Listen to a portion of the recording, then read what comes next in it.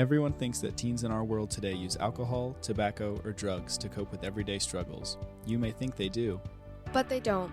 Welcome to the But They Don't podcast, a podcast for teens by teens. Join us as we cover substance use prevention, mental health, community conversations, and more. We're back with another episode of But They Don't. Today is a special community conversations episode featuring a good friend of Youth Board. She's one of the clinicians and a case manager at Behavioral Health Services of Pickens County, which is our sponsoring agency. Thanks for joining us, Cecilee. So first question we have for you is, tell us a little bit about your background. Yeah, absolutely. So as you guys briefly mentioned, I am one of the clinicians, which means I'm a counselor, therapist here at Behavioral Health Services.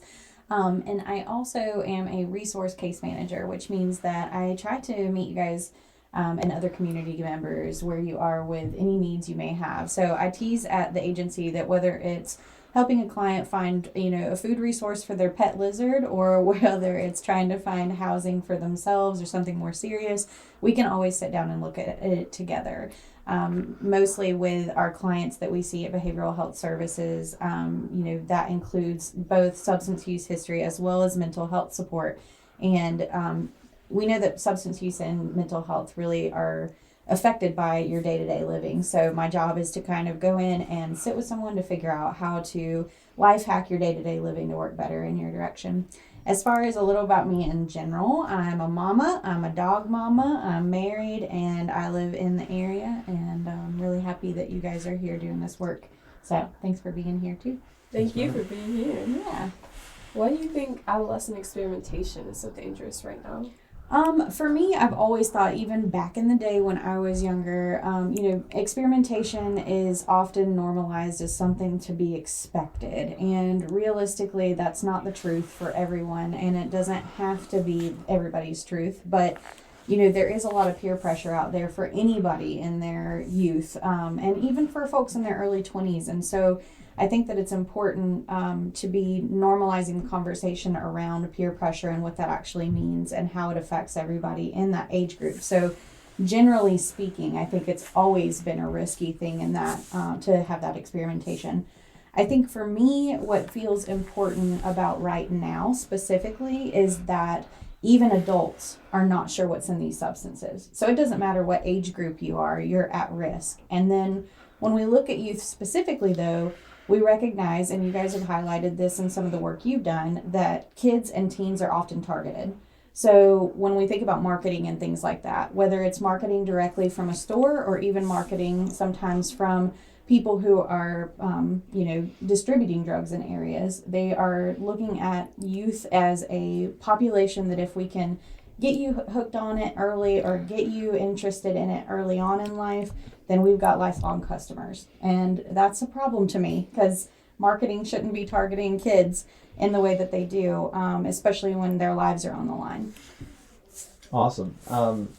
Second question, or another question, how can using substance as a teen lead to other uses later in life? Absolutely. I think that's a great question because a lot of people, just like the previous question to ask, experimentation. Oh, I'm just experimenting.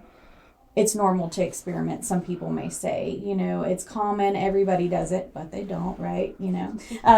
So it's one of those things where we kind of assume that it's just like the thing, that's the time to try, if that makes sense.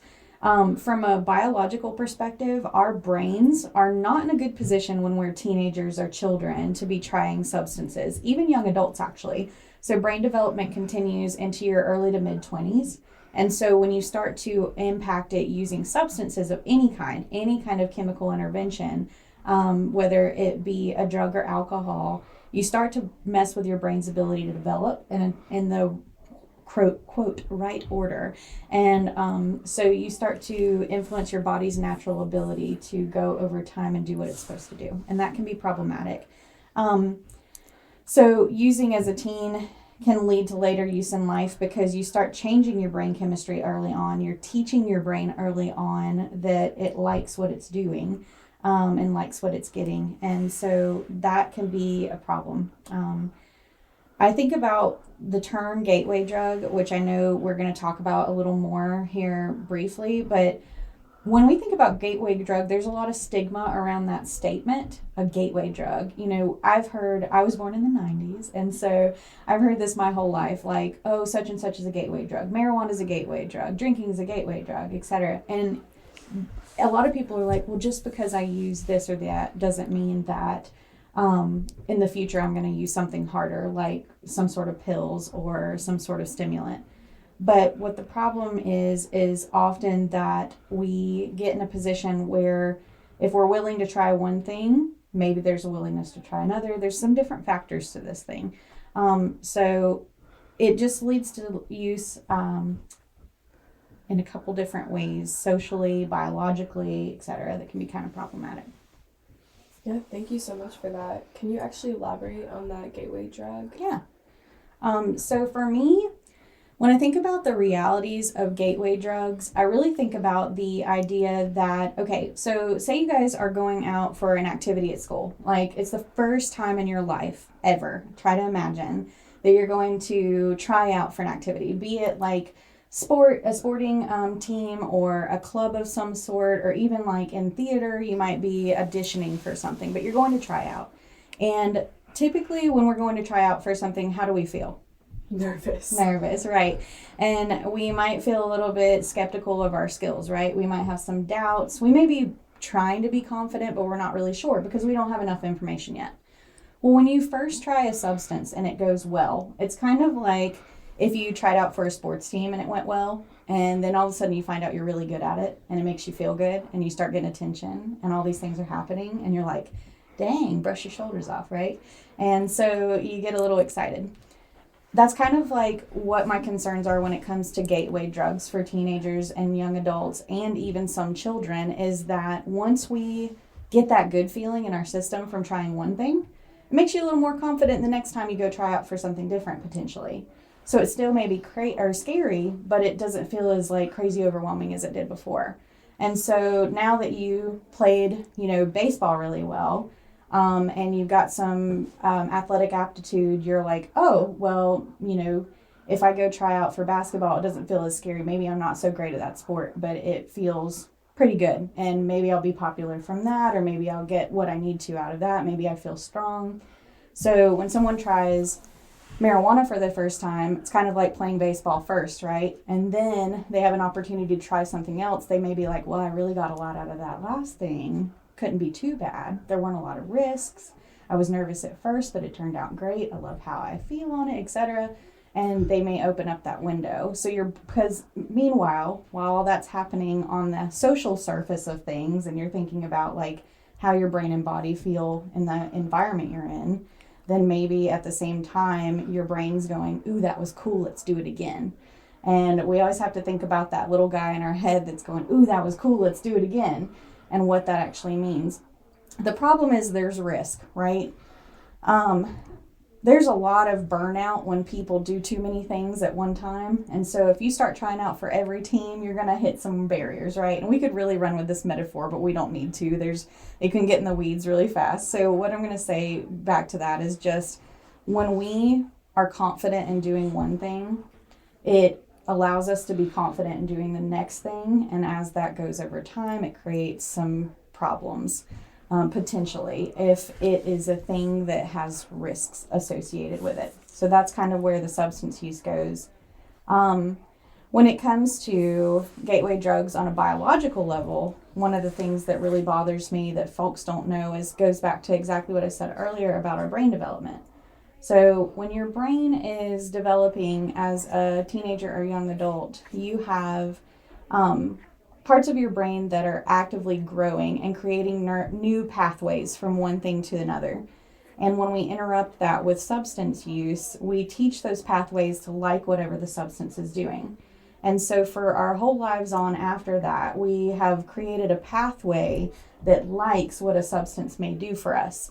So there is research out there that talks about how once you open up that pathway in your brain as a young person, one of the things that it can do is make that pathway a lot more, it's like going down the beaten path, right? It's not a new trail you're having to forge yourself. It's already there. So it's a little easier to pick up other substances that will follow that path through. And that can be problematic because it's easier. And that's why when it comes to gateway specifically, I don't love the term because I don't think that someone who does marijuana one time is inherently going to also try methamphetamine. But they could. And if they do, their risk is higher because that pathway is already there. It makes it kind of easier to jet down instead of just walking slowly and trying to forge your trail. So anytime experimentation happens, it can get really messy really fast, and we can be somewhere we didn't expect to be a lot faster than we expected to get there. And that can be super risky. Wow, that's very interesting how it just kind of builds and leads to these effects. One last question. Is there anything else you want to add that's important for teens to know about substance use, especially with fentanyl? So I think that, like we were talking about, there is so much social pressure, and I know it's easy for me to say as a 30-something-year-old human, but I look back at especially my teens and early 20s, and it's a fun time. It is. It's so much fun. It can be really overwhelming and painful at times too, but you're constantly trying to figure yourself out. You have room to experiment with all kinds of things, not just obviously substances. But who we are, how we dress, where we fit in, who we like to be around, what kind of activities we're interested in, all these different things. And one thing I think about, and I think about my own experience growing up and a lot of my peers, is don't limit yourself by using substances as a way to enjoy your life. Because what often happens is we get a lot of adults in treatment here who use substances to party early on because they thought obviously that it's what was needed to have a good time, or it leveled it up. But what happens, unfortunately, is and for many people very quickly, is that you don't know how to enjoy life without it. And so all those things that you can imagine yourself looking forward to in the future, if I were to invite you guys to sit here and think about a goal that you have for the next 5-10 years of your life, just one goal. It could be something small, but imagining that goal and really sitting down and imagining what it looks like, where it's taking place, who you might be, who's around you, it could all go away in a second because of substance use. And it doesn't matter if it's substance use. Again, something as simple as marijuana could really carve a path for something more serious in the future. Something as simple as alcohol could really cover or blow something up for the future. These things that we act like are simple and normal and just another thing that people do, it just blows up really quickly. So when we think about today, be thinking about tomorrow. And it's hard to do when you're in the fun of the moment, but all the choices you make today can very much influence the future and take from future you, who you have hopes for and who you've been excited to become. So for what it's worth, just use caution. You guys are so strong, and a lot of people don't give credit to teens for how much independence and great things they have on their own. Use those things. Be present. Don't numb with drugs. Don't take away from your ability to be in that space. Just enjoy the moment and be there authentically for what it's worth. So, wow, that was really powerful. Thanks. Thank you so much Absolutely. for coming and talking with us today. Yeah. Stay up to date. You can always follow us on social media. Our Facebook is Pickens County Youth Board, and our TikTok and Instagram is @WeArePCYB. For all you local people out there, make sure to check out our 80s and 90s dance party coming up on April 20th. You're not going to say it's going to be crunk? No, I do not want to. It's Do gonna it. be crunk. Yeah, it is. I'll do the throwback. That's from my generation too.